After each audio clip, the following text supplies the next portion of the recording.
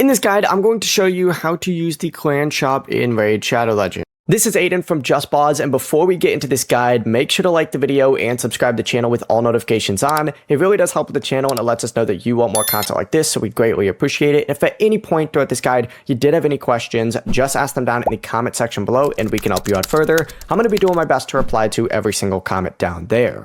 Now we're going to start on the Bastion right here. You need to tap clans down in the bottom rightish corner, and then go ahead and open up the clan shop tab just like so, and you could see the clan shop right here. But you could just go ahead and purchase it just like so. But the process really is as simple as that. Now each item does have a weekly purchase limit, but that limit is separate for every new player, so just keep that in mind.